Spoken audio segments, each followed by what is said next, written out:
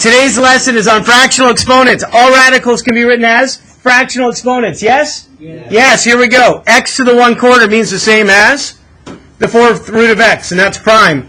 15n to the half means the same as the square root of what?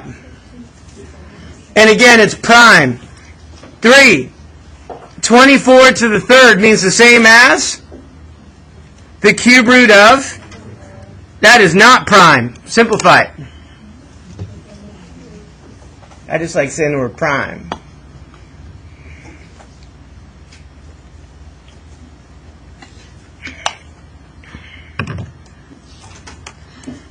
What perfect cube goes into 24 evenly? 8. And the cube root of 8 is 2. And what's left under the cube root sign is, so it's 2 and the cube root of 3. All right, number 4. What makes 4, 5, and 6 different is that our numerator is not 1.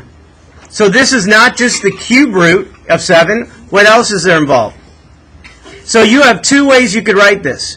You could write this as the cube root of 7 and square it. Do you see how I use the numerator and denominator? Or, do you know what the other option is? And they're equivalent. Is that you could square 7 and then do the cube root. They mean the same thing. Okay?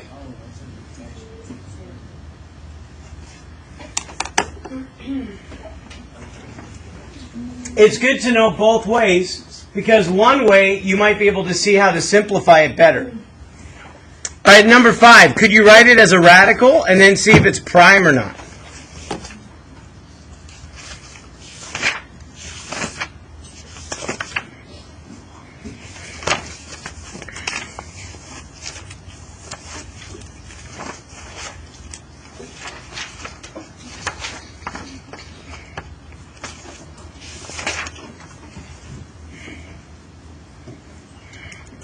So number 5, the denominator tells me it's the square root, and the numerator says take that to the power of 7. Another way to write this is the square root of k to the 7th. That is not prime. What's a way I could simplify that?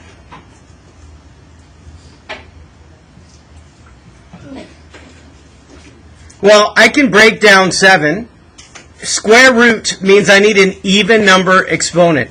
What's the even number that's less than 7, but the greatest even number less than 7? 6. So the square root of k to the 6 is k cubed, and then what's left underneath is just k. So both might be helpful. 6.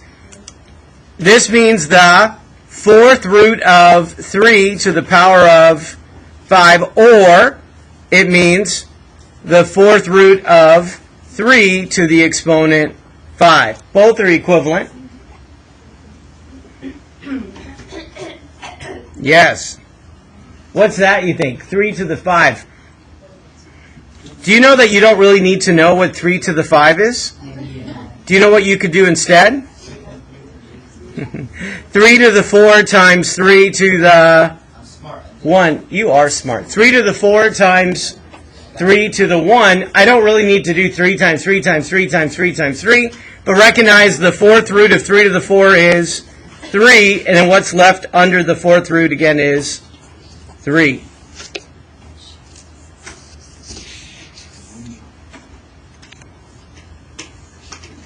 So we can write this here as the 4th root of AB to the exponent 3, or we could write it as the 4th root of,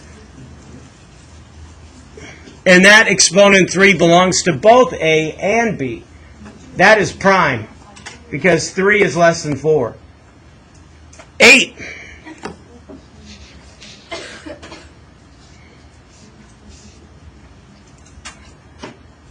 This means the cube root of negative 6x squared. You could also write it as the cube root of 36x squared. Either way, that's prime, and there's no way to simplify it. Number 9. Do you recognize the 7 is in front of the parentheses. Only what's inside the parentheses belongs to the exponent. Only what's inside belongs to the exponent. So what's inside is 12w. The 7 is not inside the parentheses, so it does not belong to the 1/2. So the 7 stays in front, and the exponent 1/2 means the square root of 12w. Is that prime, the square root of 12? No. So 12 is 4 times 3. What's the square root of 4? Times 7. So that's really 14, and then what's left behind? Awesome. How about the other direction? If you have a radical, what's that going to look like as an exponent? So the cube root of 16 means the same as 16 to the third. The square root of xy means the same as xy to what exponent? And recognize that what's underneath the square root sign, when I write it as an exponent, I have to use parentheses if there's more than one thing under the square root. So x and y both belong to the 1/2. The fourth root of 8w, that means the same as 8w to what exponent? 1/4. Number 13. How do I write this as a fractional exponent? So, what's underneath the radical sign, the big number, is the base. So the base is 11. And then what exponent belongs to 11? The radical goes in the denominator, and the exponent goes in the, or the power goes in the numerator. Can you see where the 2 and the 3 belong? 14. The base is k. What number goes in the numerator and denominator? The root goes in the denominator. The 5 goes in the numerator. 15. The square root of 3m to the 7. So 3m is my base. So you know what I need, because there's more than one thing? I need parentheses. And then I need a fraction in the exponent. All radicals are fractional exponents. You'll need a fraction in the exponent if you have a radical sign. What's in the denominator for square root? 2. And then what goes in the numerator? 7. What's the base here? Negative 2a. What's the fractional exponent? The denominator and the numerator. Keep going. 17 and 18. Are you comfortable either direction? I see a radical sign. I see a fractional exponent.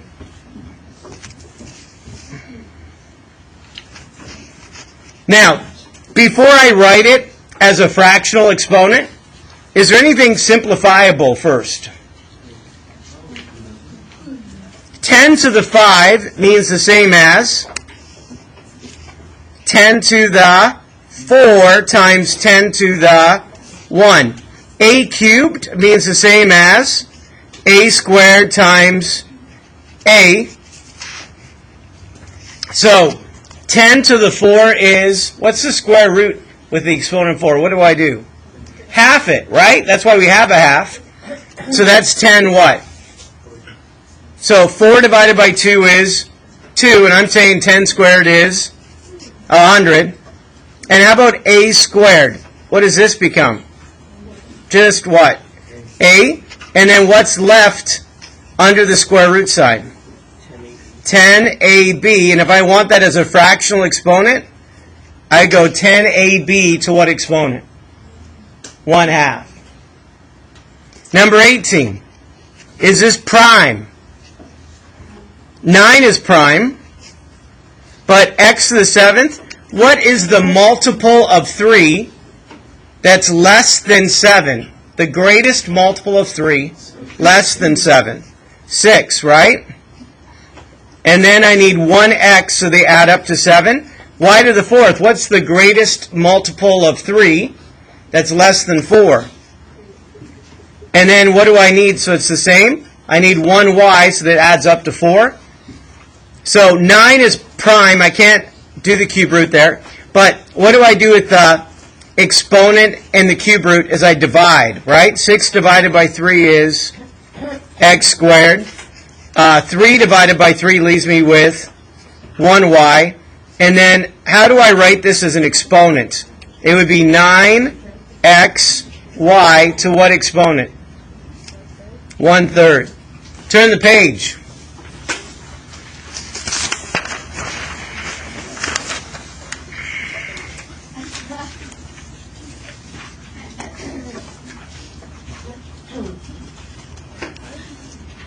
All right, we're going to simplify these expressions. The power of having them as exponents is that we can use exponent rules. Hey, what are the exponent rules we could use? When you're multiplying and the bases are the same, what do you do with the exponents? Add them. If you're dividing and the bases are the same, what do?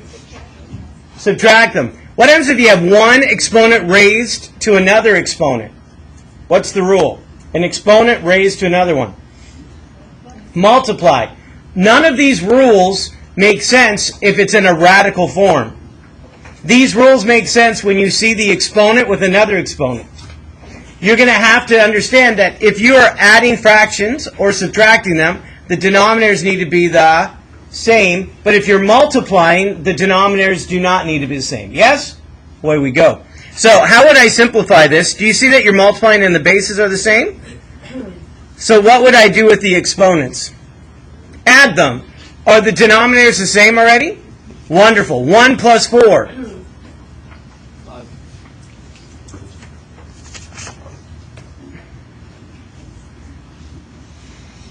If I want to write that answer as a radical, what would it look like? It would be the cube root of what? X to the 5th. Is that prime? So how should I write x to the 5th so I can simplify it? What multiple of 3 is close to 5 but not over 5? And then how many x's are left over so they add up to 5? 2. So the cube root of x cubed is just x, and then what's left is the cube root of x squared. Number 20. Here we have two fractional exponents. Are the bases the same in multiplying? Yes. But how do I add those two numbers? Can I add a quarter plus 3/2 the way it looks? I'm going to call on you guys. Eduardo, what do I need to do to add these exponents? Is that easy? So if I take the second fraction times 2, I have p to the quarter times p to what exponent, Eduardo? Good. I don't want to reduce it down, right? The whole point was to make the denominators the same. So now what do I do with the exponents, Jimena? How do I add a quarter plus 6/4? Which is 7/4. Now I want to write this as a radical. Daniela, how do I write this as a radical?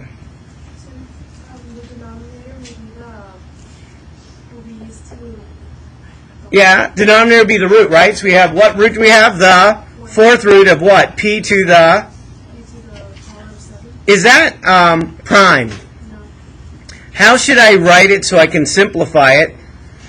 What multiple of 4 is less than 7, but is close to 7? Perfect. So what would that leave me with for my final answer?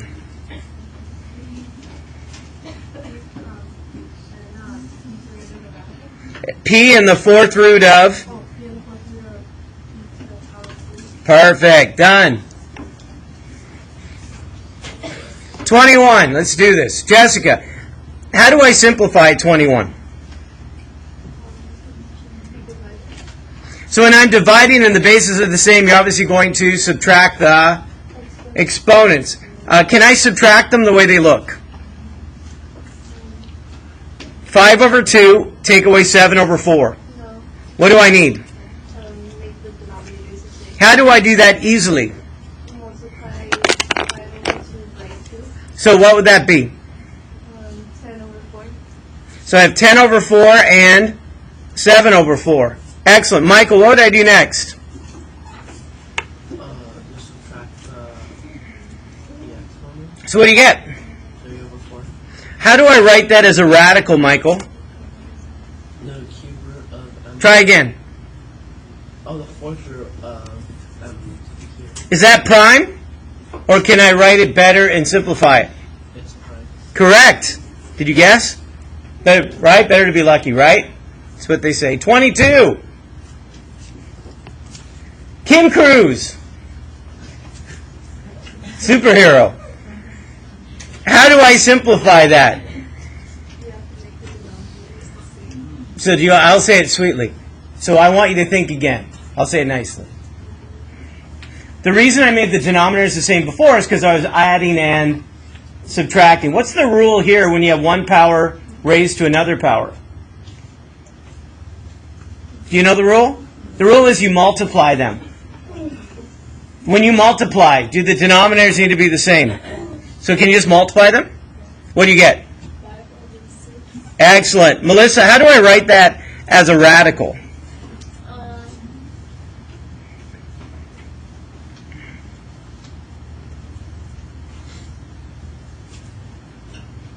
Just take a shot. See if you can score. How do I write it as a radical? Is the 6th So you're saying the 6th root of a to the... You just scored. Is that right? No one scores, right, without taking a shot. Now, is that prime, Melissa? Yes. Did you guess or no? No. You know. K-N-O-W, right? Here we go. 23. I agree, it's prime. Thomas, how do I simplify 23?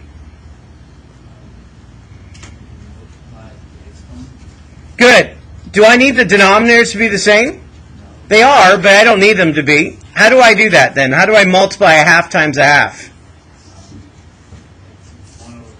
Excellent.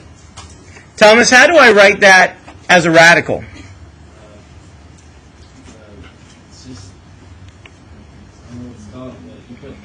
What number do you see in the denominator? So you call it the 4th root of... Is that prime? Or is there a perfect fourth that goes into 32 to simplify it? What's that? Is 4 a perfect fourth? No. Yeah, that's a perfect fourth. 16 times 2. What is the 4th root of 16? So the answer is 2 and the 4th root of 2. Good job, Thomas. 24. Kaylin.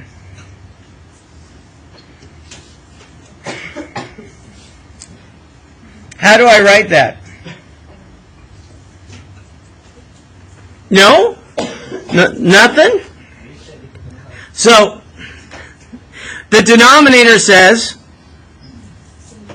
the cube root of, and the inside says 8x squared squared. Do you see what I did with the 2 and the 3, Caitlin? I'm going to keep talking to you until we get the next answer. You ready? What should I do next? So what would it be?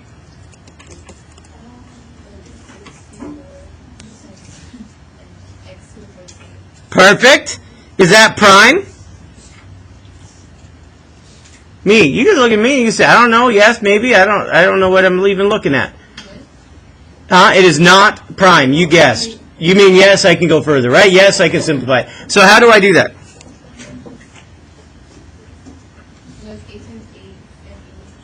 So 8 is not the number you're going to look at for cube root. That's okay. Because I know it's like morning and like you're waking up and a whole bit, right? Would you believe me if I say that 64 is a perfect cube? Meaning there is a number 3 times itself, that's 64. You know what that is? Me. Do you know? Like, is it 2 times 2 times 2? 3 times 3 times 3? 4 times 4 times 4? So the cube root of 64 is what? 4. Now, x to the 4th, is there a multiple of 3 that's less than 4 that we could use? What number would that be? So what's the cube root of that would just be x, and then what's left behind is done. Thanks, Kaylin. Good job. Amelia, you gonna help me with this one? 25. I gave you an easy one. Only thing that's not easy, but I know you know it, is the negative exponent, right? 100 squared, right? Oh, here we go.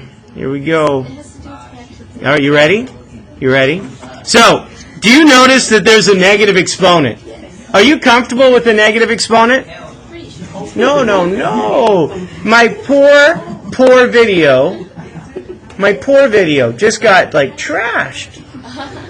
Such language. Hey, do you know what a negative exponent means?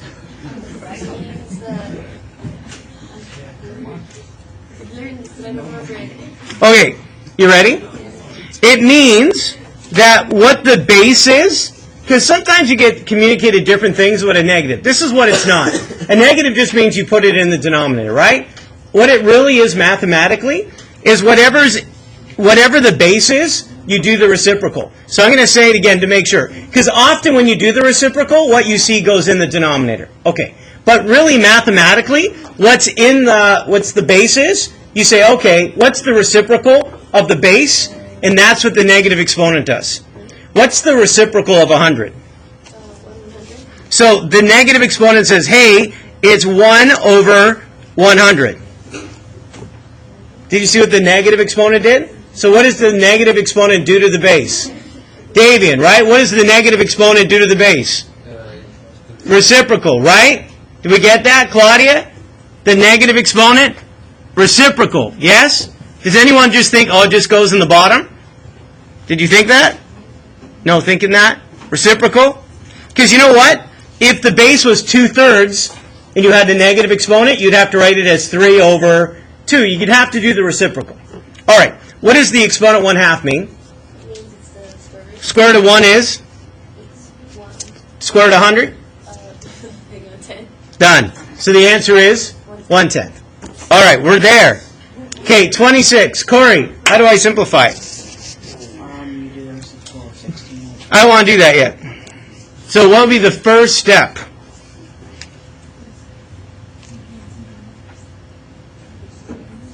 The first step is to understand exponent rules. Are you multiplying? Are the bases the same? What do I do with the exponents? So, what is it? 2/3 plus negative 1/3. So it'd be 100.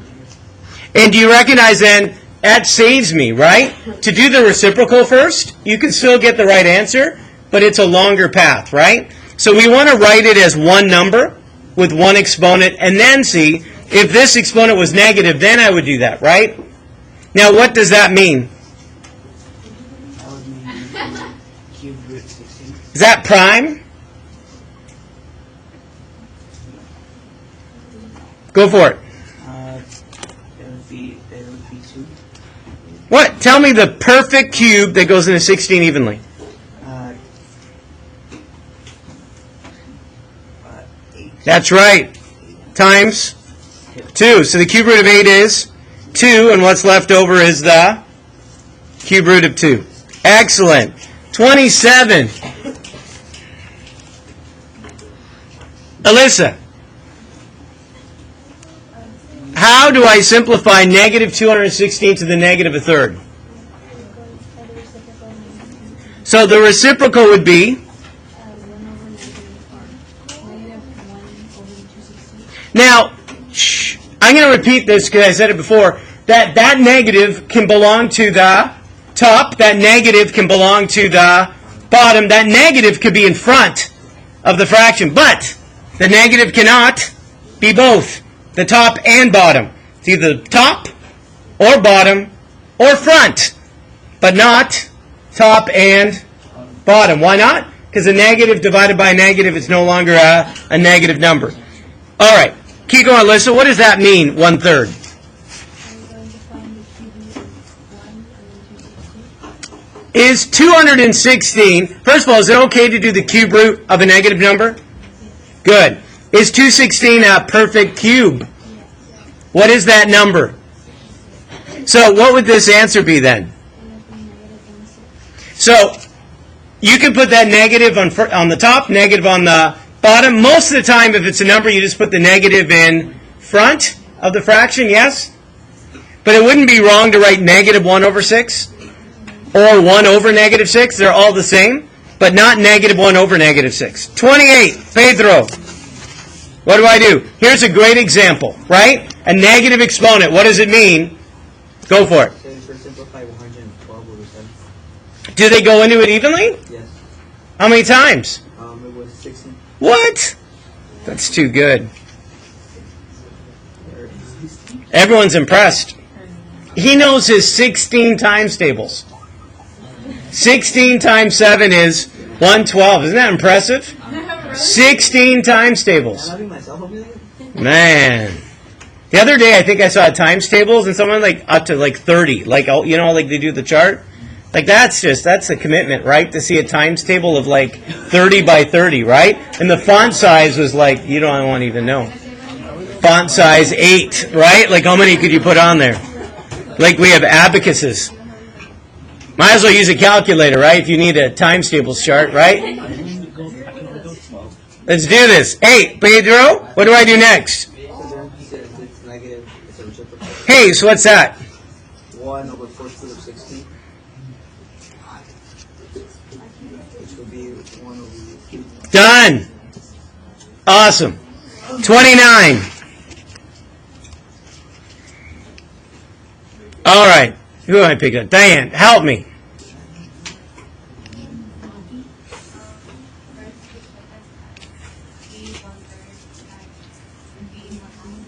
Now, if I didn't write them as exponents, it would be challenging to be able to write them together and simplify it, right? So to know how to write it as an exponent allows us to do exponent rules. Now, what do I do next? Man, how do I do that? So that'd be 2/6 and 1/2. And then what? If I wanted to write that as a radical, what would the answer be?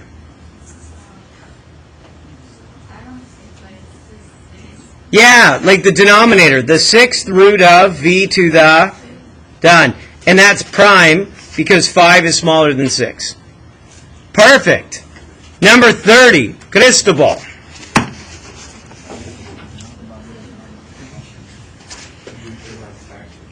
Let's do this. So how do I write the 4th root of r cubed as a fraction?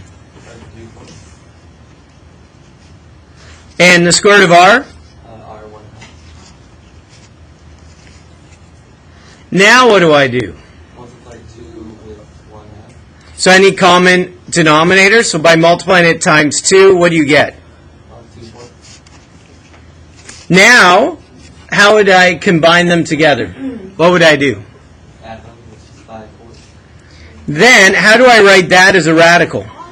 4th root The 4th root of, R5. is that prime? No. Because 5 is bigger than 4, right? So how could I write this differently? What multiple of 4 is close to 5 but not over 5? R4. So I can write this as r to the 4th times r to the 1. And then what is the 4th root of r to the 4? R4th root R.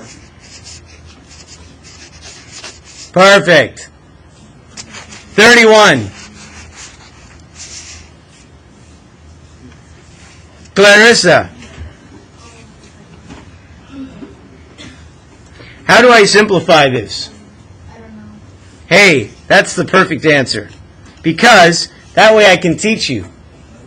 do you know that 4, are you with me, Clarissa? Because what you're really saying is, I don't get it quite, but I want to know it. So 4 means the same as 4 to the 1. Do you agree? You may think, why do I write it that way? Well, the denominator means the same as 4 to the exponent. Yeah. Can you now see why I wrote 4 to the 1 as 4 to the 1, Clarissa? So what do I do next? I'm dividing. The bases are the same. So what do I do with the exponents? What's 1 take away a third, Clarissa?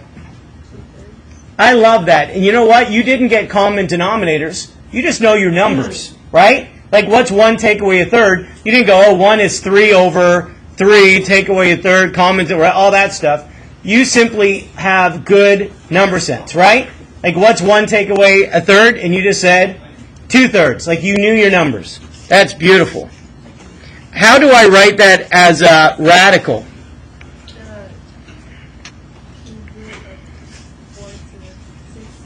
So it's the cube root of 4 squared, or cube root of 4 squared is 16. Do you know why people don't do fractions as well as they did before, honestly? You know why? Because people don't cook. When people actually followed recipes and cooked and baked, everyone, right? Boys, girls, and in between, right?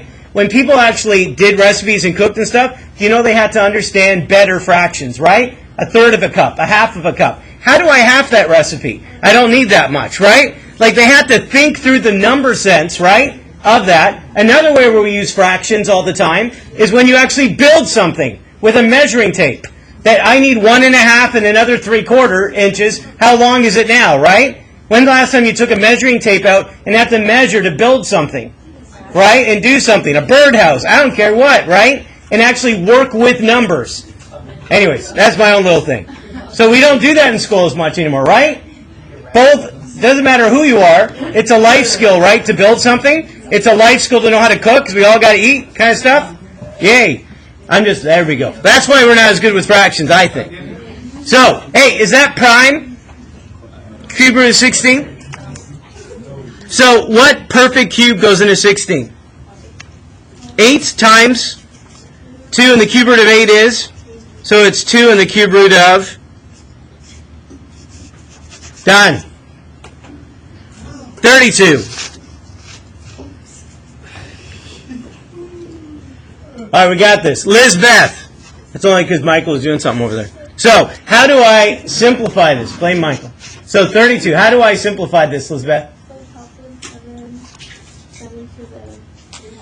So, it's helpful to write this as exponents, right? And you're right. It's 3 over 2. That's beautiful. How about the denominator? Yeah, 7.5. Do you notice that the bases are the same? You're dividing. So, what do I do with the exponents? 3/2 take away 1/2. So it's just what? So it's just what? 7, right? Done. Beautiful. Isn't that beautiful? Like, boom, boom, done. There's no way to write that number more beautifully. 33. 2 left. Hi, Richard. Help me.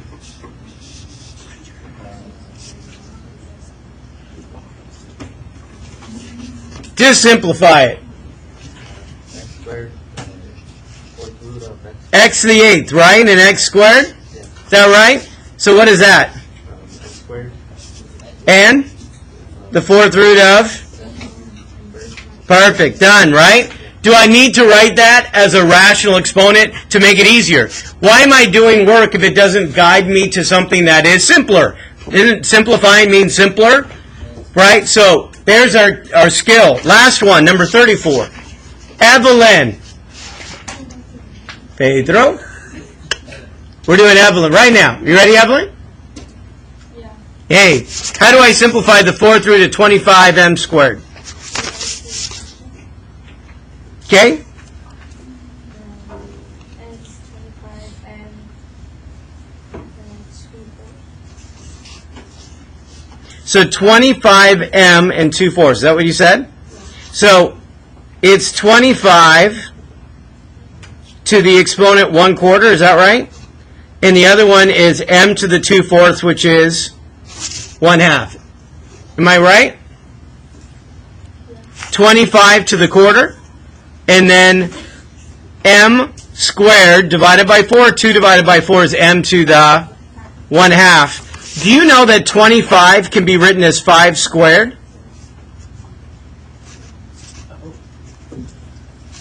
Do you know that 25 can be written as 5 squared? So what's 2 times a quarter? 2 times a quarter. Which is? Do you know that it's 5 to the half times m to the half? They both have the same exponent.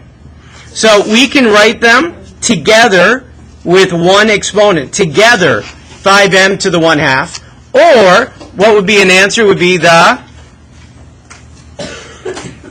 square root of 5m. Is that a simpler way to write it? Can you follow that? All right. Mr. G Math. There it is.